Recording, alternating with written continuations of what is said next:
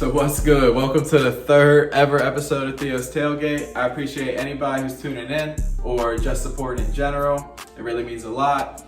But the first two episodes were with some college football studs. Shout out to Marquez and Hollis. For this third episode though, I'm going to be taking it over to the ballpark with my boy Joe. So you may actually peep some baseball details here in the background. We got the Trey Morgan LSU jersey from the Natty last year. My dad's actually from New Orleans, so I tend to be a LSU baseball and football guy. We had the USC Troy Polamalu jersey up over here. Now we've got the Homestead Grays Josh Gibson jersey. Josh Gibson was one of the best players in Negro League history, for those who don't know. And Homestead is also a neighborhood in the Pittsburgh area. Joe is actually also from Pittsburgh. He most recently signed a contract back in July with the Atlanta Braves, which is a heck of an opportunity for him. He actually played college ball down at John Carroll University, which is in Ohio. He's the first player in his school's history to sign an MLB contract, but it's not surprising, especially considering that Joe had a batting average of 450 just about. He batted at 449. His on-base percentage was over 500, so he was on base more than half the time. He batted in over 100 runs. He stole over 50 bases. He put up some serious numbers, so it was definitely well-deserved, and it's a heck of an opportunity for him, and he'll have to work his way up, but let's chat it up with my boy Joe. I'm really getting in the body, so I know he's feeling good. Olsavsky lifts one deep into left center, ranging back. Everybody can look up and watch it fly. Olsavsky leaves the yard. All right, we got my boy Joe joining us. How are you, bro? I'm good, man. How are you? Long time no see. Yeah, for real. But you ready for spring training? What's it like to get an opportunity like this? I'm ready. It's tough, like going away from family and friends and everything like that. But it's like a dream come true.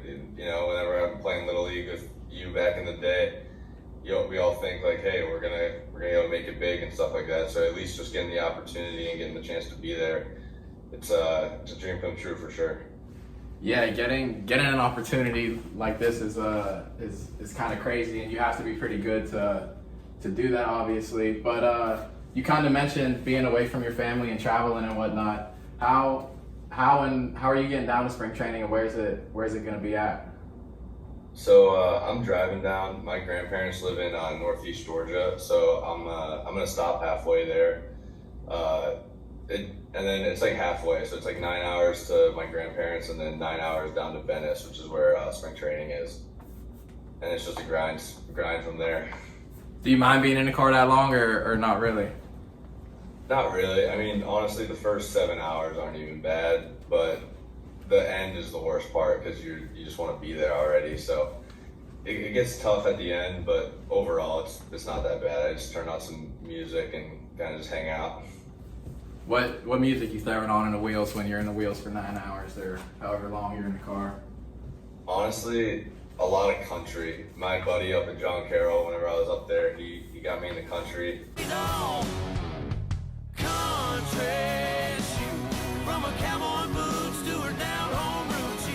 And I've just been listening to it the whole time. It's kind of like calm instead of listening to some other music where I'll get like hyped up and then I'll get tired right after that, and then the drive feels way longer than what it should be. But country at least kind of keeps it pretty mellow the whole way down.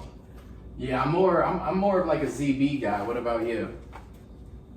I love Zach Bryan, honestly. Morgan Wallen's kind of into fire him too. A couple years ago, my buddy at John Carroll, he got me into like Revival to start, and then he kind of just blew up from there a little bit after I started to listen to him. So it was pretty cool to see him come out with that American Heartbreak album, and then now he's huge everywhere. Yeah, he really is, but he deserves to be. He's hard. How are you going to deal with being away from home, and where else have you been away from home in terms of summer league ball? I know you played up in Lafayette, but yeah, so I'm assuming it's not your first time. Yeah, it's different. So whenever I played in Elmira, New York, which is about 4 hours from Pittsburgh, and then I played in Lafayette, which is about 6 hours. I've gotten kind of used to it, being away from home all the time. I mean, you kind of just got to focus straight on the business and working hard at everything, but you try to keep in touch with everyone you're close with, just so you can kind of keep like a steady head, so you don't get too out of control with feeling like alone almost, because you're meeting a whole bunch of new people for the first time and it's just you in the game, and that's about it. But I've gotten used to it over the past couple of years, living away from home, and it's gotten more and more normal, I would say. Love being on the road. Get to see new places and everything, so it's an experience and something I won't ever trade, being able to travel all the time.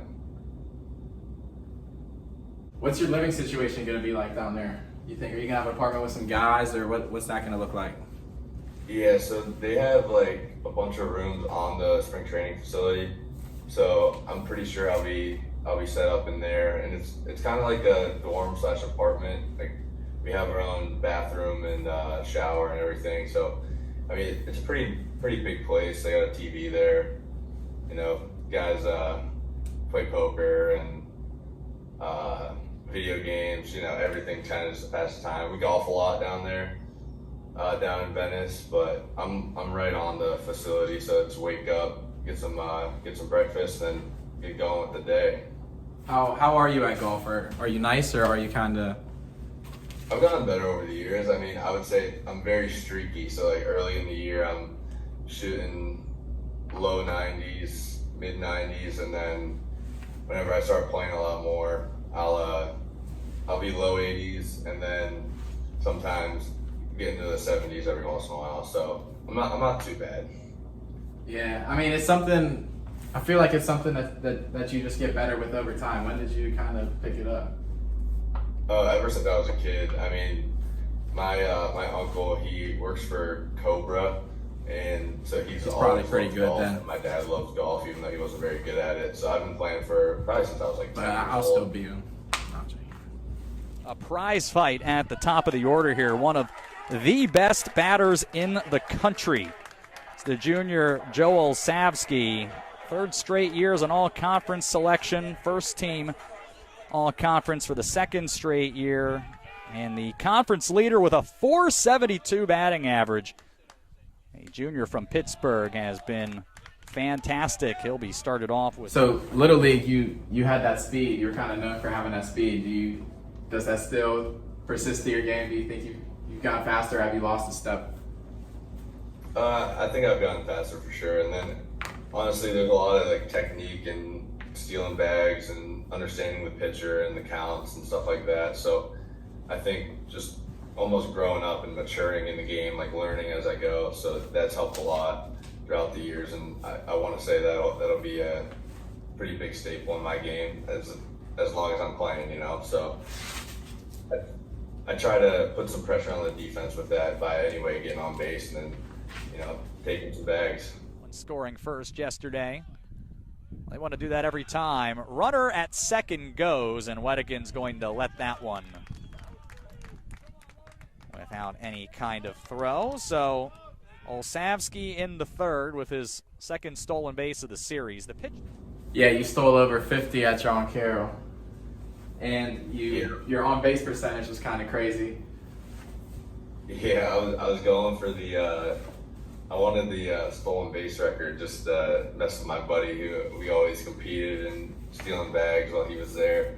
So that was always fun, running with him and seeing who was going to have the most stolen bases that year. That was a lot of fun whenever I was up at John Carroll. So OAC tournament has only 3 games this season without a hit. Here's a liner into the left field gap, and the number's going to stay at 3 as it bounces into the fence. And Olsavsky has a 2-out double in this third. You guys won a conference last year at John Carroll. You actually got the conference tournament MVP. But tell us a little bit about that season and your time down at John Carroll. Was it special? I mean, last season especially was very special. I got hurt, and I guess you could call it spring training, but before any of our games. So I missed the first 12 games last year, and you know, the guys around me, they really battled it out throughout the year, and I think with every series we gained a little more confidence that we could beat the top end teams like Marietta and Baldwin Wallace, who were both ranked in the top 15, I want to say, last year. And once we beat one game or were close one game, we knew that we could compete with any of the guys. And by the start of the OEC tournament, we got in, kind of got hot at the end of the year, and then we just rode it the rest of the way through the tournament. And every game of the tournament, there was a lot of high energy. We battled through every game, and I would say it's definitely a very special moment, like being able to get in a dog pile with all the guys that we worked so hard for. I mean, we had 6 a.m. practices all the time leading up to the season, and I mean, nobody wants to wake up at 5 a.m. to go to our gym to get our practices in, but whenever we battled with that, it kind of helped us through the year. We knew we were like battle tested going into everything, so it was a lot of fun being able to get that experience and pull out the win and get a ring. So you think you would have had that stolen bag record if you didn't miss those 12 games that you mentioned? I think so. I think the record for a single season was like 26 or something like that my buddy set 2 years before. And I think I was at like 23 or something in 30-something games. So Florida, it was like a time that I could get a lot of stolen bases just because teams down there don't really know you. You're kind of playing them for the first time. So they just look at the stats from the year before, a couple videos, and they might have a game plan, but it's everyone's first time playing that year. So I think I would have gotten at least 4 whenever I was down there. So yeah, I think I would have had it. Obviously, missing 12 games can take a turn mentally on you. How are you able to get through your injury physically and mentally? So physically, I did a lot of rehab. I was able to get healthy a week earlier than I was supposed to, which was nice, doing the rehab. And what was your injury actually? If you don't mind. What was it? What was your injury? I broke my wrist. I got hit by a pitch and live at bats and broke my wrist. And so I was out for a while. It was my right hand to my throwing arm. So it was tough. I mean, mentally, I wanted to get out there and kind of have a good year so that I could keep progressing it throughout the year. But mentally, I struggled the first, I would say, 3 or 4 games of the year. I was just trying to do too much, and then before our conference play started, I kind of took a deep breath and was able to reset almost. Had a real good game over at Otterbein to start the season for conference play, and kind of just rode that hot streak the rest of the year and kind of even keeled almost instead of trying to do too much, which I was trying to do in the first couple of games. But it's definitely a learning process after an injury. You gotta really stay mentally strong and to work through something like that. Yeah. And after your time at John Carroll, where you broke some records and put up some crazy numbers, you were playing summer ball down at Lafayette whenever you got signed. Is that right? Yeah. So actually, what exactly were you doing? Were you just chilling, or like how'd that kind of even come about?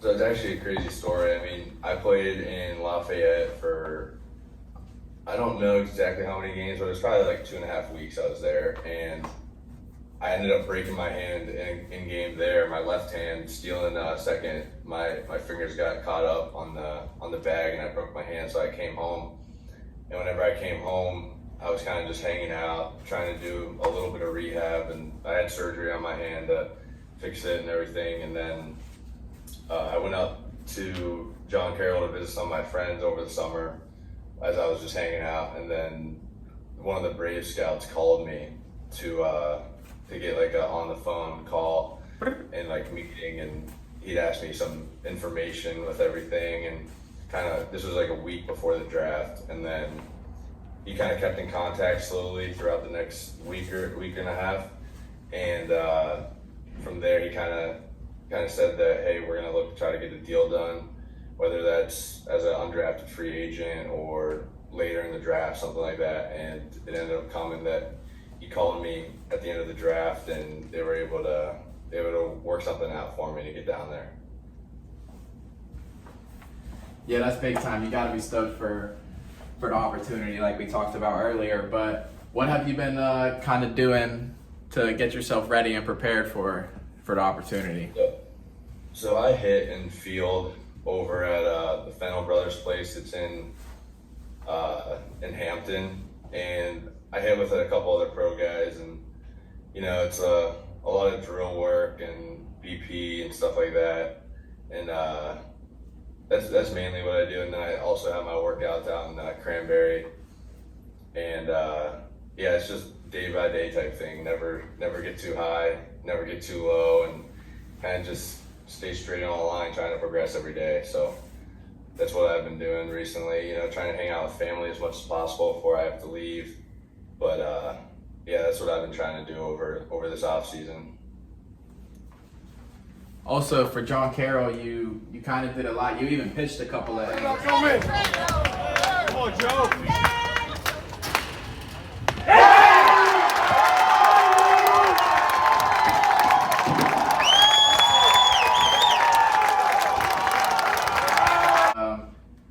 Shortstop is primarily where you've always lined up at. Where can we kind of expect to see you lined up at down there in spring training? Still going to be the same situation? Yeah, for now, they have me working at middle infield, short and second. And the one game that I played down in Florida already, I played short. And they're even going to try to mix me in over at third.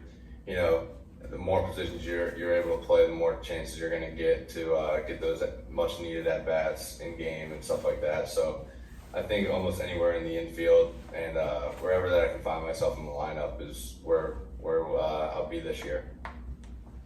Joe on the hot corner, I could see it, but yeah, I like that short. Love short. Just in the You third. also- 1-1, breaking ball, hit off the hands, diving stop, caught, made by Olsavsky, throws back to first. In time! What a play! Doubles him up! So back in Little League days, you always hit leadoff. High school and Central, you always hit leadoff. That transitioned over to college, you kind of always hit leadoff. And you said you don't really care about where you fall in the lineup down there. But how do you feel about moving into a different position in the lineup and not hitting leadoff maybe for the first time? So Or maybe you have in summer ball, I don't know. Yeah, no, it's definitely going to be a learning process. I've hit almost everywhere in the lineup. Every once in a while, maybe a game or two, say I'm in a slump or something, they'll move me down or something like that. But I hit leadoff in the one game down in Florida with the Braves, which is nice. I love hitting leadoff. It's first one up, and you kind of get to dictate the at-bat almost. You kind of understand that there's going to be a good pitch to lead off the game, and that could just be a free at-bat for me. But everywhere else, as long as I'm seeing pitches and getting at-bats, I'll be happy with it. But it'll definitely be a change of mindset almost in my approach going into every at-bat, trying to figure out what the pitcher's trying to do to disrupt my timing and stuff like that. So it'll be a learning process, but I'm excited for it. Yeah, I feel that. And I'm not going to ask you too many MLB related questions, but growing up, I know you were always kind of a Pirates fan. Have you kind of still been a Pirates fan throughout college and whatnot? Yeah. I mean, I know it's hard to be a Pirates or Buccos fan, but yeah, absolutely. It's definitely tough being a Buccos fan. So yeah, I was always a Pirates, Steelers, Penguins fan growing up. Growing up here their whole life, you gotta be, Pittsburgh proud. So yeah, gotta be.